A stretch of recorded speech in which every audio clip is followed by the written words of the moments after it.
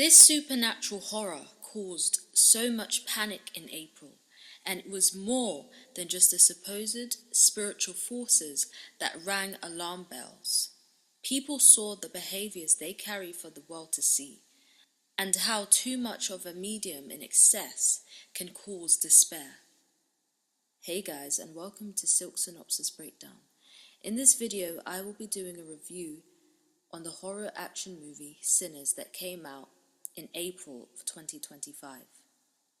There was a whole lot of controversy surrounding this film from the title alone, and people felt convicted by it. They alluded the film with being demonic. However, it was thought-provoking enough, as it sparked a lot of debate and conversation, as well as it translating into ticket sales. The film was written and directed by Ryan Coogler, and it stars his frequent collaborator, Michael B. Jordan. Early in the film Sinners, it opens up in a church with a service commencing, and then a young man by the name of Sammy walks in with a ruined guitar and a bloody face and stains all over his clothes. His father appears to be the pastor who is leading the service, and he condemns his son for leaving the church, and the damaged guitar is clearly a part of the reason why Sammy is completely soiled. Sammy is not being coddled in this moment.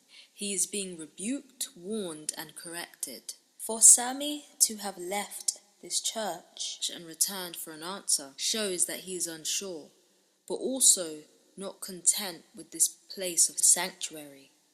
He wants more, much more in fact, than what his environment allows. An indecisive young man. And a young man only has so much discipline. It shows that even when we are warned about something threatening, it doesn't then mean we won't explore that danger for ourselves, even if there are consequences. In the early 1930s, a set of identical twins who were veterans returned to Mississippi after spending years in Chicago. The twins consist of Smoke and Stack. Smoke, who is seen wearing blue attire, and Stack, who is seen wearing red attire, are slightly crafty as they have stolen money from criminal associations, and they buy a sawmill from a landowner to start up their own juke joint for the local black community. The twins want their cousin Sammy to join them on their new endeavor, as Sammy is a gifted guitarist and singer, but Sammy's father is not fond of the idea because of his beliefs about the conjuring of blues music. After much deliberation, the twins end up convincing pianist Delta Slim to join their jukebox. They also ask Chinese shopkeeper couple Bo and Grace Cho to provide the supplies for the jukebox, and a field worker named Cornbread to be the bouncer. Smoke is a married man. He is married to a woman named Annie, a store owner of herbal goods. They had an infant that passed. Annie is deep into hoodoo and believes that her practices kept the twins safe. But Smoke wonders why it didn't prevent the death of their child. He asks Annie if she can cook for the jukebox. On his errands, Stack bumps into his ex, Mary. Mary has one parent who is a quarter black and the other parent white, and has clearly found it difficult in choosing what racial identity she wants to embody. She tells Stack she never wanted to be white. Stack wanted to protect her from the implications of being black at the time. I find it quite interesting how Stack, the twin in red, is aligned with a woman who was white passing at a racist time. In a racist time, the connotations of red are passion, danger, risk, indulgence, and rebellion, to name a few, and he could have been in serious trouble from his relationship with Mary. Smoke, the twin in blue, is aligned with Annie, the woman of healing and spiritual grounding.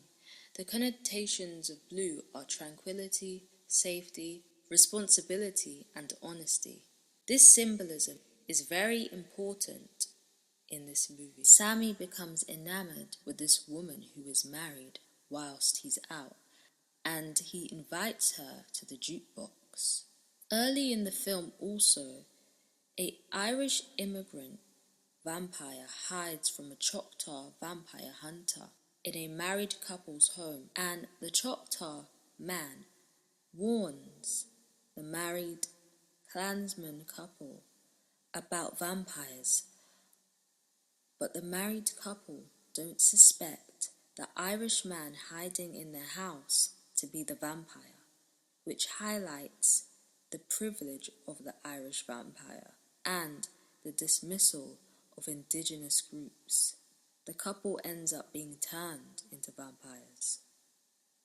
The joint opens up and it's an immediate success. Sammy is joined with Delta Slim, the pianist, and Sammy captivates everybody in the building with his singing and his guitar playing.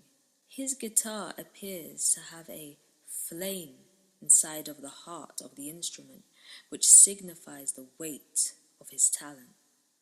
The performance evokes spirits from the past and future, and these spirits are seen present amongst the crowd. The music starts off with just blues, and then it's suddenly blended with hip-hop and African folk music, and there's even a woman from the present rump shaking. Smoke didn't seem as captured by the performance as Stack. Stack was stoked. Interesting. His performance literally summoned spirits without him having a clue. It even summoned spirits from the past for Grace, the shopkeeper, even though she is not African American. Outside of that jukebox, Remick, the Irish vampire, and his entourage are watching that jukebox. They can see the spirits and what that music transcends into, and it looks like something for him to feed off. It's mouth-watering for him. He's attracted to all of that energy circulating that jukebox. Mary goes to the jukebox, and so does that woman Sammy is enamored with, Perline, even though she is a married woman. Perline is a singer, and she sings on that night too, and she ends up going with Sammy. She has this Jezebel, hussy aura to her, and is very adamant about going with Sammy, which is an interesting role. Mary is enjoying herself at that jukebox, dancing with Stack.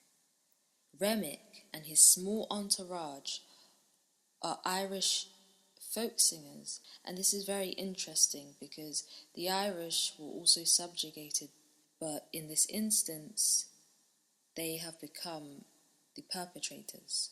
They make their way to the juke joint as they want in. They are talented, but it's questionable as to why they would want to come. Mary, Annie, and the others join Smoke at the entrance, and Remick is confused as to why Mary is allowed in the jukebox, even though she looks white, and Mary confirms, but Annie confirms she's family. Smoke is suspicious about their arrival and politely dismiss them,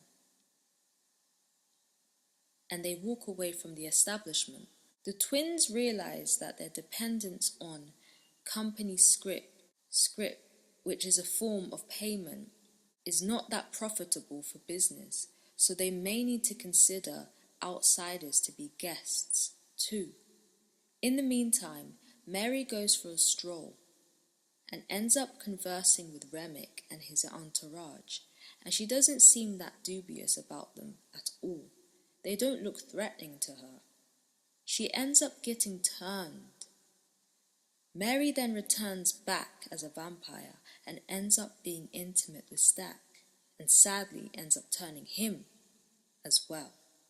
The brother who is a little more bad and who has one hell of an appetite is turned.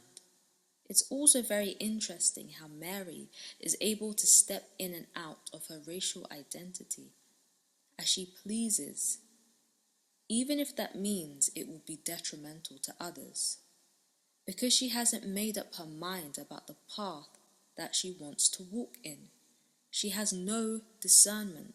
After biting Stack, I think it's also very interesting how his name is Stack. Stack alludes to large amounts of money and also has the meaning of shuffling or arranging a deck of cards dishonestly to acquire an unfair advantage.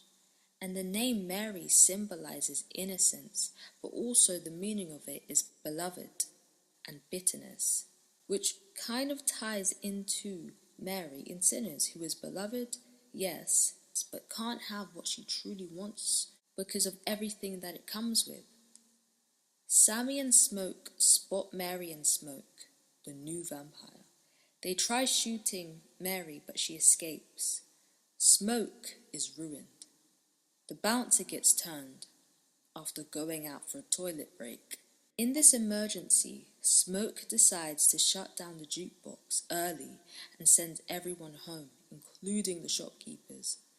The guests leave along with Beau.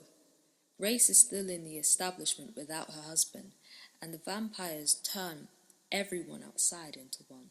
Stack comes back to life, but unfortunately, he's turned, and his twin is addled, sad, and bewildered.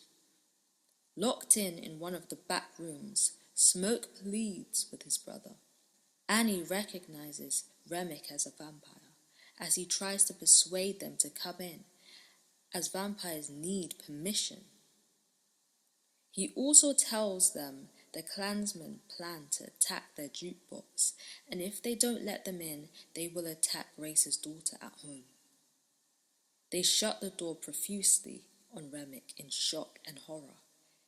Annie means favour and kindness. Annie ponders and comes up with a plan with the other remaining folks in the building on what they are going to do. She also threw a garlic substance at Stack to repel him, and he went outside. It's absorbing that Annie, who was safe and sound in her store that sold herbal remedies, is now in a perilous zone. It's almost as if she is a mammy.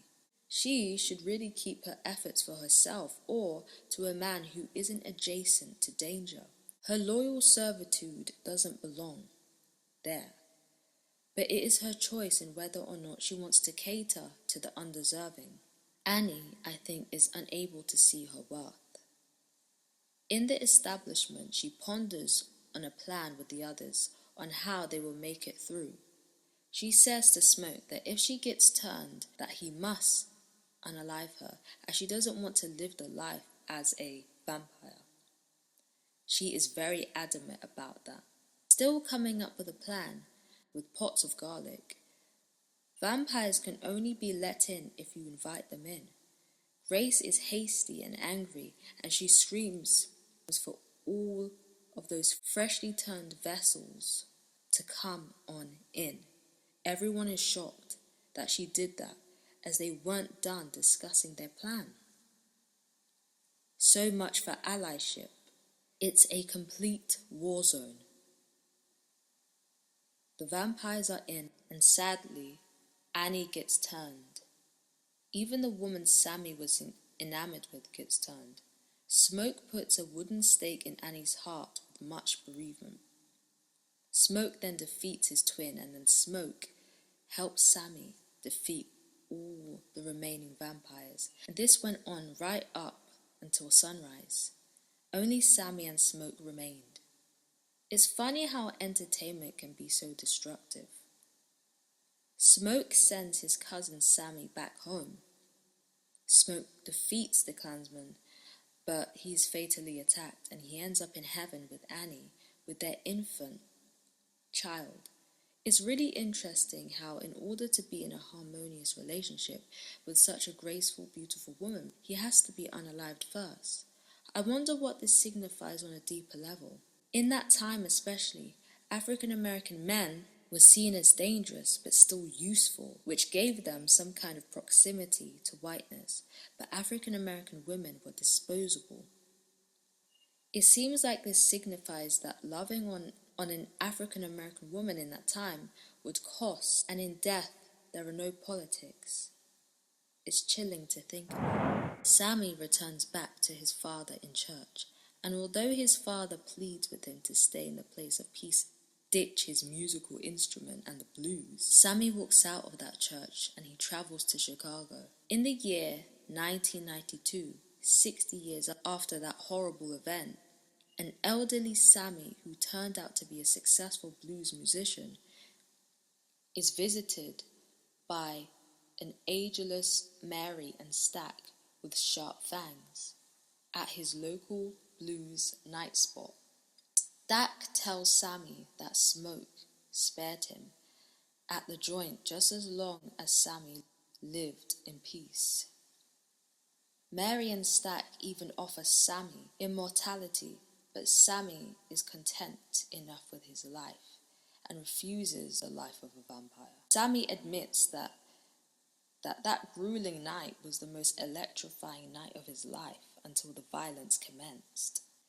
It was the last time Stack saw his brother, and Stack sadly agrees that it was. Yes, Stack is now immortal, but he can only go out at night, otherwise him and Mary will burn. Stack and his love interest have their limits as well, both alive unlike Annie and Smoke, but unable to feel the sun. Stack doesn't seem to have held a grudge towards Mary, even though it was her docile behavior that caused destruction. Thanks for watching, and don't forget to like, comment, and subscribe.